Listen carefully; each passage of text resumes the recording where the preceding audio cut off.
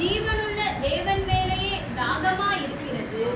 நான் எப்பொழுது தேவனுடைய சந்நிதியில் வந்து நிற்பேன். ஆமென். அல்லேலூயா. அந்த இடத்துல சங்கீதக்காரன் தாவீது அல்லேலூயா பிரைஸ் தி லார்ட் மானை குறிப்பிட்டு இந்த இடங்களில் அவர் சொல்கிறார், மானானது நீரோடைகளை வாஞ்சித்து கதறுவது போல தேவனே என் ஆத்துமா உம்மை வாஞ்சித்து கதறுகிறது. அல்லேலூயா பிரைஸ் தி லார்ட். மான் பார்த்தீங்கன்னாக்கா எப்பவுமே ஒரு மாதிரி கலந்த தண்ணியெல்லாம் குடிக்காது. எப்படி குடிக்கும்? தெளிவான தண்ணி. அல்லேலூயா பிரைஸ் தி லார்ட். அதுல மலர்கள் எல்லாம் பார்த்தீங்கன்னா அப்படியே சைட்ல அப்படி நிற்கும். அந்த தெளிவான தண்ணியை தான் என்ன செய்யும்? மான் பருகும். அதனாலதான் மானை குறிப்பிட்டு இடங்களிலே சொல்லுகிறார், மானானது நீரோடைகளை வாஞ்சித்து கதறுவது போல தேவனே என் ஆத்துமா உம்மை வாஞ்சித்து கதறுகிறது. என் ஆத்துமா தேவன் மேல், ஜீவனுள்ள தேவன் மேலேயே, தேவன் மேல் சொல்லிட்டாருங்க. அடுத்தது பாத்தீங்கன்னாக்கா ஜீவனுள்ள தேவன் மேலேயே repeat. Hallelujah praise the Lord. ரொட்டேஷனா சொல்றாரு. அல்லேலூயா. தாகமா இருக்கிறதா நான் எப்பொழுது தேவனுடைய சந்நிதியில் வந்து நிற்பேன். அப்போ நம்ம தாகம், நம்ம வாஞ்சை யார் மேல இருக்கணும்? அந்த வசனத்துடைய அல்லேலூயா கருத்து முழுவதுமே பாத்தீங்கன்னாக்கா உங்களுக்கு அந்த ஆன்சர் நான் சொல்ல தேவையில்ல, ஆன்சர் அதுவே இருக்கிறது. வாஞ்சையும் தாகமும் ஆசையும் யார் மேல இருக்கணும்? கர்த்தராகிய இயேசு கிறிஸ்து மேல. ஆமென். அல்லேலூயா. அந்த தாகம், அந்த வாஞ்சை, அந்த நம்பிக்கை, அந்த ஆசை ஒரு நாள் உங்களை வெட்கப்படுத்தாது. அல்லேலூயா. அடுத்தது பாத்தீங்கன்னா தொடர்ச்சியாக நிறைய வசனங்கள் உண்டு. அதுல ரொம்ப முக்கியமான ஒரு வசனம் ஏசாயா புத்தகம் 26ஆம் அதிகாரம். மைக்ல வாசிக்க நல்லா இருக்கும் நினைக்கிறேன். ஏசாயா 26 8 9 வாசிப்போம். கர்த்தாவே, உம்முடைய நியாய தீர்ப்புகளின் வழியிலே உமக்கு காத்திருக்கிறோம். உமது நாமமும் உம்மை நினைக்கும் நினைவும் எங்கள் ஆத்துமா வாஞ்சையா இருக்கிறது. என் ஆத்துமா இரவிலே உம்மை வாஞ்சிக்கிறது. எனக்குள் இருக்கிற என் ஆவியால் அதிகாலையிலும் உம்மை தேடுகிறேன். உம்முடைய நியாய தீர்ப்புகள் பூமியிலே நடக்கும் போது பூச்சக்கரத்து குடிகள் நீதியை கற்றுக்கொள்வார்கள். அல்லேலூயா. இந்த இடத்துல அருமையான ஒரு வசனம். உமது நாமமும் உம்மை நினைக்கும் நினைவும் எங்கள் ஆத்துமா வாஞ்சியா இருக்கிறது.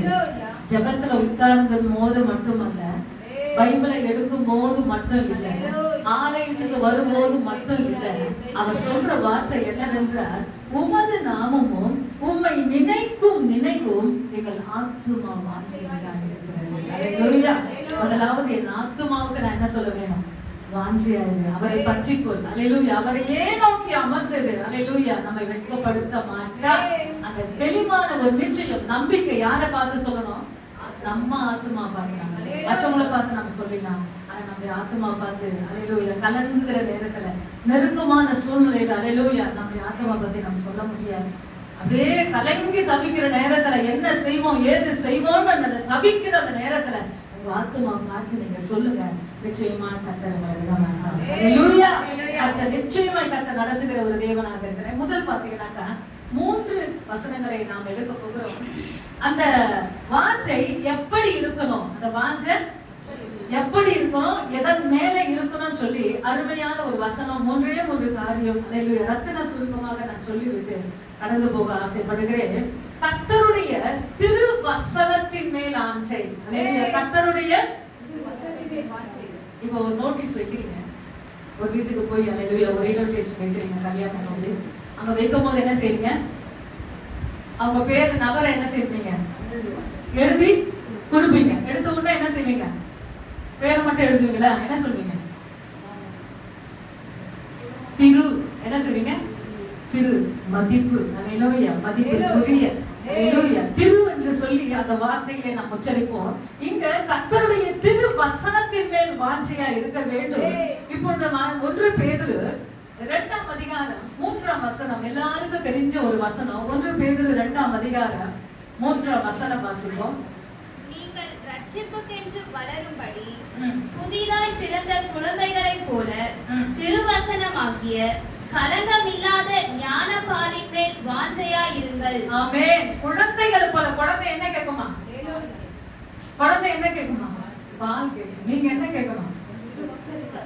ஆமென். அதுதான் நமக்கு பால். பால்னா வசனம் தான் நமக்கு பால். சில பேர் சொல்லுவாங்க நைட்ல பால் குடிக்காம நான் தூங்கவே மாட்டேன். அல்லேலூயா. அதுதான் என்னோட எனர்ஜின்னு சொல்லுவாங்க. அல்லேலூயா. இத படிக்காம நம்ம தூங்கக்கூடாது. ஹalleluya. இதுதான் நம்ம ஆசை, நம்ம நம்பிக்கை. ஆமென். கலக்கம் இல்லாத ஞான பாலின் மேல் நம்பிக்கையா இருங்கள், வாஞ்சையா இருங்கள். இப்போ அப்போஸ்தலர் 17ஆம் அதிகாரம் 11 வாசிப்போம். அப்போஸ்தலர் 17:11. அந்த பட்டணத்தார் மனோ வாஞ்சையால் வசனத்தை ஏற்றுக்கொண்டு காரியங்கள் இப்படியா இருக்கிறதா என்று தினந்தோறும் தேவ வாக்கியங்களை ஆராய்ந்து பார்த்ததினால் தெசலோனிக்கேயர் உள்ளவர்களை பார்க்கிலும் நற்குணசாலிகளா இருந்தார்கள். ஆமென். இந்த இடத்துல ஞாயிற்றுக்கிழமை சொல்லப்படவில்லை. எப்படி வசனத்தை ஆராயறாங்க? தினம்தோறும். ஹalleluya. ஞாயிற்றுக்கிழமையிலிருந்து அடுத்த ஞாயிற்றுக்கிழமை பைபிள் தூக்கிட்டு சபைக்கு வர்றது பெருசுங்க. தினந்தோறும் பைபிள் எடுத்து நம்ம என்ன செய்யணும்? நேரம் கிடைக்கும் போதெல்லாம் என்ன செய்யணும்? வசனத்தை வாசிக்கணும். வாசிக்கும் போது நீங்க எப்படி ஆயிடுவீங்களா? நற்குணசாலிகளாய் மாறி விடுவீர்கள். பிரச்சனை நேரத்துல, பலவீனமான நேரத்துல, ஹalleluya, வியாதி கொண்ட நேரத்துல, போராட்டமான நேரத்துல இந்த வசனம் உங்களை நடத்தும். ஹalleluya. எந்த அளவுக்கு நாம் அதை வாசிக்கிறோமோ, அதை நாம் தியானிக்கிறோமோ, கர்த்தர் நம்மை நடத்துகிற தேவனாக இருக்கிறார். ஹalleluya. கர்த்தருடைய திரு வசனத்தின் மேலே நாம் வாஞ்சையாக இருக்க வேண்டும். இரண்டாவது நாம் பார்க்க போகிறோம். ஹalleluya. சங்கீதம் 119:40 வசனம். இதோ உம்முடைய கட்டளைகள் என் வாஞ்சையா இருக்கு, உம்முடைய கட்டளைகள் மேல் வாஞ்சையா இருக்கிறேன். உம்முடைய நீதியால் என்ன உயிர்ப்பையும். இப்போ இந்த இடத்துல பாத்தீங்கன்னாக்கா இரண்டாவது குறிப்பு பாத்தீங்கன்னாக்கா கர்த்தருடைய திரு சட்டத்தின் மேல். என்ன சட்டம்? ஃபர்ஸ்ட் திரு வசனத்தின் மேல் வாஞ்ச. இந்த இடத்துல திரு சட்டத்தின் மேல் வாஞ்ச. இது நமக்கு பாத்தீங்கன்னாக்கா அட்வொகேட், ஜட்ஜஸ் இவங்களுக்கெல்லாம் என்னது? அவங்க புக்ல இருக்கிற அவங்களுடைய காரியங்களை என்னது? அவங்களுக்கு சட்டம் சொல்லுதுன்னு நான் சொல்லுவாங்க. என்ன சொல்லுவாங்க? சட்டம் சொல்லுகிறது என்று சொல்லுவாங்க. ஆனா நமக்கு லா எது? நமக்கு சட்டம் எது? கர்த்தருடைய வேதம். ஹalleluya. இதுல என்ன செய்யணும், என்ன செய்யக்கூடாது என்று போட்டிருக்கிறது. எங்க நிக்கணும், எங்க நிக்க கூடாது, என்ன பேசணும், என்ன பேசக்கூடாது என்று சொல்லி கர்த்தருடைய வசனத்திலே சொல்லப்பட்டிருக்கிறது. அதனாலதான் கர்த்தருடைய திரு சட்டத்தின் மேல் வாஞ்சை. சங்கீதம் 119:40 வசனம் மறுபடியும் வாசிப்போம். உம்முடைய கட்டளைகள் மேல் வாஞ்சையா இருக்கிறேன். உமது நீதியால் என்னை உயிர்ப்பியும். ஆமென். ஹalleluya. எப்பவுமே பாத்தீங்கன்னாக்கா blessing கொடுத்து blessing-ஆன வார்த்தைகளை கேட்டு நரகத்தை போறது அதிகம்.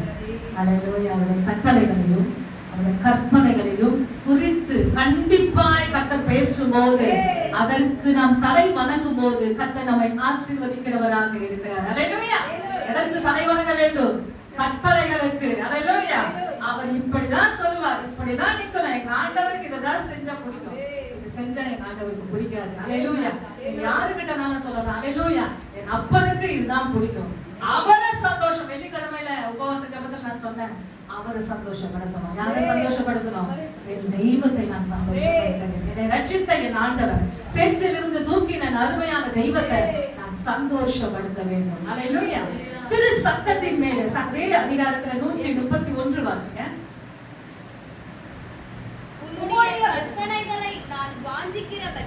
உம்முடைய கற்பனைகளை நான் வாஞ்சிக்கிறபடியால் என் வாயை ஆவென்று திறந்து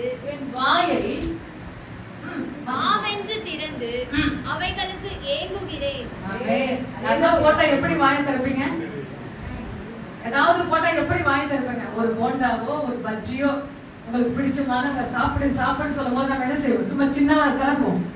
அந்த போண்டா எவ்வளவு சைஸோ அவ்வளவு சைஸா நம்ம வாய் என்ன செய்வோம்? அப்படிதான் திறப்போம். அப்படிதான் என் கட்டளைகளுக்கு, கர்த்தர் கொடுத்த கட்டளைகளுக்கு ஹalleluya, என் வாயை ஆவென்று நான் திறப்பேன். ஆவென்று மறுபடியும் வாசிப்போம். உம்முடைய கற்பனைகளை நான் வாஞ்சிக்கிறபடியால் என் வாயை ஆவென்று திறந்து. ஆமென். இன்னொரு வசனம் உண்டு, உன் வாயை விரிவாய் திற, நான் அதை நன்மையாக நடத்துவேன். ஹalleluya. ஹalleluya. கர்த்தருடைய வசனங்களுக்கு, வார்த்தைகளுக்கு விரிவாய் கம்பீரமாக வார்த்தைகளை வாசித்து அதை ஏற்றுக்கொள்வது. அதான் ஒரு வசனம் அப்போஸ்தலர் வாசித்தோம்.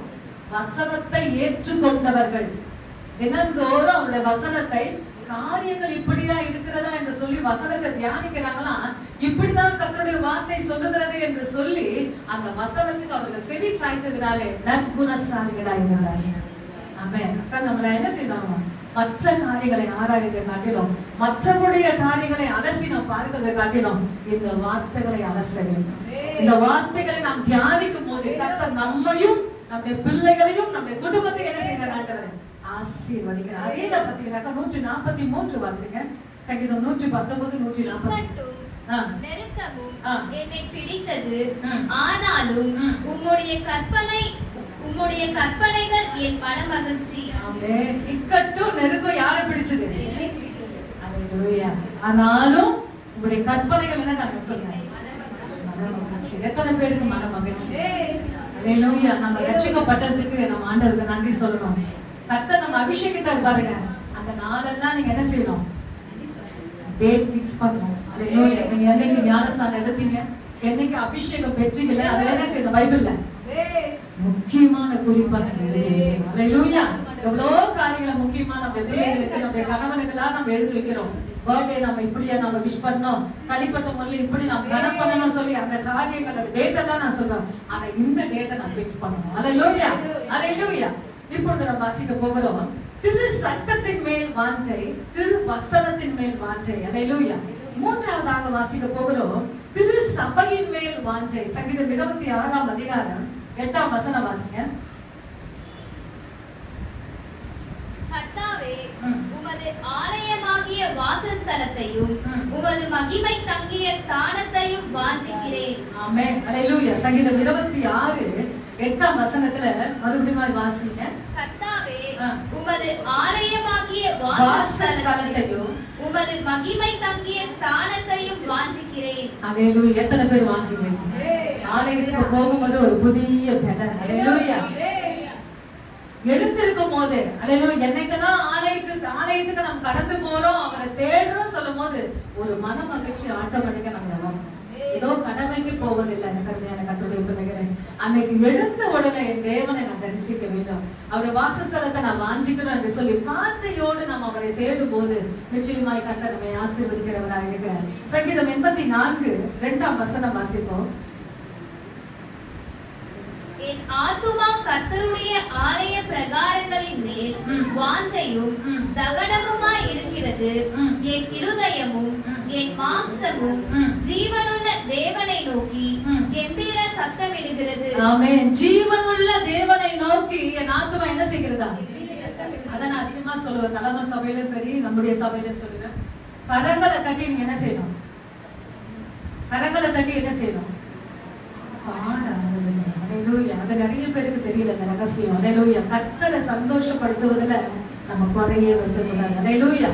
திருமண காரியத்துல உங்க குடும்பத்துல ஏதாவது ஒரு திருமண காரியம் வரும்போது நீங்க என்ன சொல்வீங்க? ஒரு குறை இல்லாம நான் என்ன செய்யணும், என் பிள்ளைக்கு செய்யணும், என் பையனுக்கு செய்யணும். அதை விட மேலானது என் ஆண்டவருடைய ஆராதனை. அல்லேலூயா. வருகிற ஒரு 1/2 மணி நேரம் 1 மணி நேரம் என் தெய்வத்தை எப்படி நான் ஆராதிக்கிறேன், அவரை எப்படி நான் கனப்படுத்துகிறேன், அவர் எப்படி நான் மரியாதை கொடுக்கிறேன், அதுதான் ரொம்ப முக்கியம். அல்லேலூயா. இப்பொழுது வாசிக்க போகிறோம். 1 நாளாகமம் 29 அதிகாரம் 3 வசனம் வாசிப்போம். 1 நாளாகமம் 29 தாவீது சொல்லுகிற ஒரு வார்த்தை. 1 நாளாகமம் 29. இன்னும் என் தேவனுடைய ஆலயத்தின் மேல் நான் வைத்திருக்கிற வாஞ்சையினால் பரிசுத்த ஆலயத்துக்காக நான் சவதரித்த அனைத்தையும் தவிர எனக்கு சொந்தமான பொன்னையும் வெள்ளியையும் என் தேவனுடைய ஆலயத்துக்கு என்று கொடுக்கிறேன். ஆமென். இன்னும் என் தேவனுடைய ஆலயத்தின் மேல் நான் வைத்திருக்கிற வாஞ்சையினால் பரிசுத்த ஆலயத்துக்காக நான் சவதரித்த அனைத்தையும் தவிர எனக்கு சொந்தமான பொன் வெள்ளி என் தேவனுடைய ஆலயத்துக்கு நான் கொடுக்கிறேன். எவ்வளவு அருமையான ஒரு ராயலா சொல்றாரு பாருங்க. அல்லேலூயா. பணக்காரா அழகா சொல்லுகிறார் பாருங்க.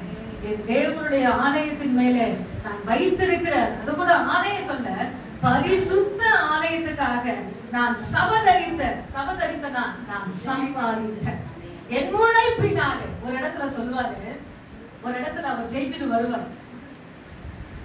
ஜெயிச்சுட்டு வரும்போது அப்போ உங்களுக்கு சொல்லுவாங்க, நீங்க இதை வச்சு ஆண்டவருக்கு பலி கொடுங்க சொல்லுவாங்க. இது ஒரு வாதம் வந்துடும். வாதம் வந்த உடனே இந்த வாதையை நிறுத்தணுமே என்று சொல்லி அந்த இடத்துல தாவீது வந்திருக்கும் போது ஜனங்க சொல்லுகிற ஒரு வார்த்தை, எங்க கிட்ட பொருட்கள் இருக்கு, இதை நீங்க பலி செலுத்தி அந்த வாதையை நிறுத்துங்க சொல்லும் போது அவர் சொல்ற ஒரு வார்த்தைன்னா, இறவனா நான் வாங்கினேன், என் ஆண்டவருக்கு நான் பலி செலுத்த வேண்டும் என்றால் அதை இரவலா வாங்க மாட்டேன். என் உழைப்பினாலே, என் சாமர்த்தியத்தினாலே நான் சம்பாதித்து வைத்த காரியத்தை என் தெய்வத்துக்கு நான் பலி செய்வேன். நம்மள என்ன செய்வோம்? உடனே கொடுத்திருக்க வாங்க நின்னா போதும் சொல்லி நம்ம என்ன செய்வோம்? அப்பவே முடிச்சிடுவோம். ஆனால் அருமையான ஒரு தாவீது அவர் சொல்லுகிறார், இரவலாக நான் வாங்க மாட்டேன். 2 சாமுவேல் 1 கடைசி அதிகாரத்துல வீட்டுல போய் வாசித்து பாருங்க. இரவலாக வாங்க மாட்டேன். அல்லேலூயா. அப்படிப்பட்ட ஒரு அழகான ஒரு தீர்மானங்களை தெய்வத்துக்காக எடுக்கும் போது நிச்சயமாக உங்களை அவர் கைவிடாமல் பாதுகாக்கிற தெய்வமாக இருக்கிறார். அல்லேலூயா. என்னுடைய வாஞ்சை எப்படி இருக்கிறது? என் தெய்வத்தின் மேல நான் வைத்திருக்கிற வாஞ்சை அது 50% 100% கணக்கு போடுங்க. அல்லேலூயா. எதெல்லாம் நம்ம கணக்கு போடுறோம், நமக்குள்ள இருக்கிற காரியத்தை நம்ம செக் பண்ணுவோம். நமக்குள்ள வாஞ்சை எப்படி இருக்கு? அல்லேலூயா. என்னுடைய தாகம் எப்படி இருக்கு? நான் ஆண்டவர் மேல் வைத்திருக்கிற அந்த ஆசை எப்படி இருக்கு? அல்லேலூயா.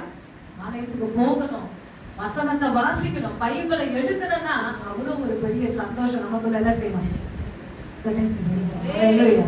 நேற்று தினத்துல ஒரு இரவு நேரத்துல ஒரு அருமையான சகோதரி பக்கத்துல இருக்கிற சகோதரி வந்து, என்னால ஜெபிக்க முடியல சார், பாடல் பாட முடியல, பிள்ளைகளை வைத்து என்னால ஜெபிக்க முடியல, ஏதோ இழந்து போன மாதிரி இருக்கு சொன்னேன். அப்ப நான் சொன்னேன், அல்லேலூயா, நீங்க ஆசையா உட்காருங்க. அவருடைய சமூகத்துல எப்படி உட்கார்னா ஆசையா உட்கார்ந்தாதான் அந்த இடத்துல கர்த்தர் நம்மை மத்தியிலே அவர் அசைவாடுகிற தேவனாக இருக்கிறார். ஏதோ தானமாக நாம் உட்கார்ந்தோமானால் நிச்சயமா அந்த அபிஷேகத்தை, அந்த வல்லமை, அந்த அன்பை, அந்த பிரசன்னத்தை நாம் பெற்றுக்கொள்ள முடியாது. அல்லேலூயா. திரு வசனத்தின் மேல் வாஞ்சை, திரு சட்டத்தின் மேல் வாஞ்சை, திரு சபையின் மேல் வாஞ்சை. அல்லேலூயா. சபை மேல எப்படி இருக்கு? எனக்கு கொடுக்கப்பட்ட ஊழியத்தின் மேல எப்படி இருக்கு? எனக்கு கொடுக்கப்பட்ட பங்கின் மேல நான் எப்படி இருக்கிறேன்? அதையெல்லாம் நாம் செக் பண்ணும்போது கர்த்தர் நம்மை ஆசீர்வதித்து நடத்துகிறவராக இருக்கிறார். கொஞ்ச நேரம் முழங்கால் படிட்டு தேவ சமூகத்துல நாம் ஜெபிக்க போகிறோம். அல்லேலூயா. Praise the Lord. சில காரியத்தை நிமித்தமாக அல்லேலூயா தேவ சமூகத்துல கொஞ்ச நேரம் அல்லேலூயா பிரைஸ் மாஸ்டர் எல்லாரும் அல்லேலூயா முழங்கால் படிட்டு தேவ சமூகத்துல அல்லேலூயா கொஞ்ச நேரம் ஆவியானவருக்கு கொஞ்ச நேரம் இடம் கொடுப்போம். ஆமென். Praise the Lord. வாஞ்சை, என்னுடைய வாஞ்சை எப்படி இருக்கிறது? தாவீது சொல்லுகிறார், மானானது நீரோடைகளை வாஞ்சித்து கதறுவது போல தேவனே, தேவன் மேலே என் ஆத்துமா வாஞ்சையா. தேவன் சொல்லிட்டு முடிக்கிறார். அது என்னங்க? சும்மா தேவன் மேலேயே மறுபடியும் எத்தனை முறை சொன்னாலும் பார்த்தா, என் ஆண்டவர் மேல நான் தாகமா, என் ஆண்டவர் மேல நான் ஆசையா இருக்கிறேன். நமக்குள்ள இருக்கிற அந்த வாஞ்சை எப்படிப்பட்டது, நமக்குள்ள இருக்கிற அந்த தாகம் எப்படிப்பட்டது என்று கொஞ்ச நேரம் நாம் கவனிப்போமாக. அல்லேலூயா, அல்லேலூயா.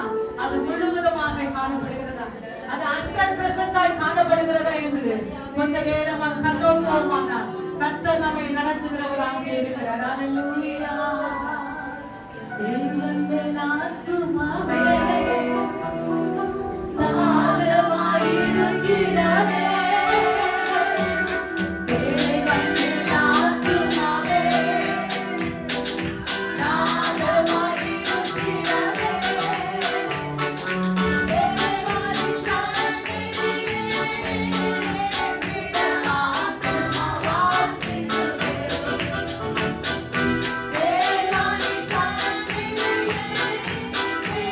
Yeah.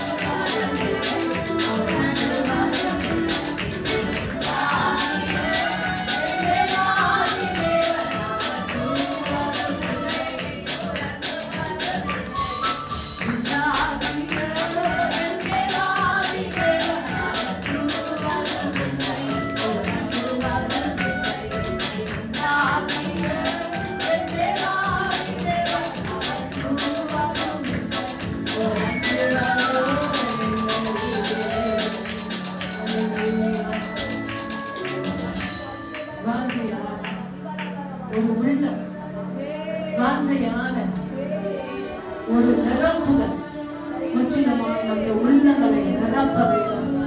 அந்த வாஞ்சை, உங்களுக்குள்ள இருக்கிற அந்த வாஞ்சை கொப்பளிக்க வேண்டும்.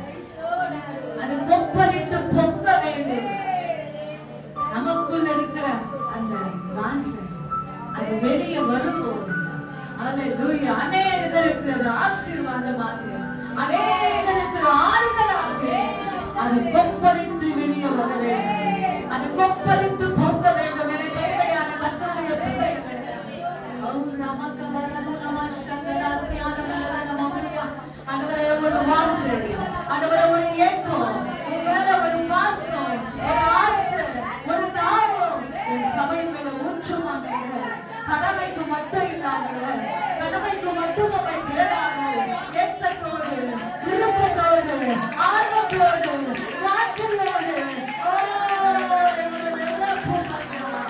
ஒரு அபிஷேகம் ஐயா, வாஞ்சையான ஒரு அபிஷேகம், எங்களுக்குள்ளே ஒரு தாகமுள்ள ஒரு அபிஷேகம், எங்களுக்குள்ளே ஒரு வாஞ்சை உள்ள அபிஷேகம் வெல்லப்பட்டோம், வெல்லப்பட்டோம். இயேசுவின் நாமத்தினாலே, இயேசுவின் நாமத்தினாலே உள்ளங்களிலே ஆட்கொள்ளுங்க, உள்ளங்களிலே ஆட்கொள்ளும், உள்ளங்களிலே நிரப்பும். இயேசுவின் நாமத்தினாலே பரிசுத்த ஆவியானவர் ஆளுகை செய்கிறார்கள். உள்ளங்களிலே ஊற்றும்படியாக ஜெபிக்கிறோம். எல்லா ஜனங்களும், எல்லா சகோதரிமார்களுக்கும் ஒரு வாஞ்சை ஊற்றுவாங்க. மாம்சத்தின் வாஞ்சை இல்ல ஆண்டவரே, ஆவியில ஆண்டவரே, ஆவியில ஆண்டவரே, ஒரு வாஞ்சை முற்றிலுமாக ஆறுதல் செய்யும்படியாச்சு. திரு வசனத்தின் மேல், திரு சத்தத்தின் மேல், திரு வாசஸ்தலத்தின் மேல் ஆண்டவரே எங்களுக்கு நிரப்பு, நிரப்பு, நிரப்புமை. திரு சபையின் மேல் ஆண்டவரே வாஞ்சையை ஊற்றுங்க. நிரப்பு, இயேசுவின் நாமத்தினாலே நிரப்பு. நடத்தினவருடைய வார்த்தைகளுக்காக கரங்களை உயர்த்தி தேவனுக்கு நன்றி செலுத்துவோம்.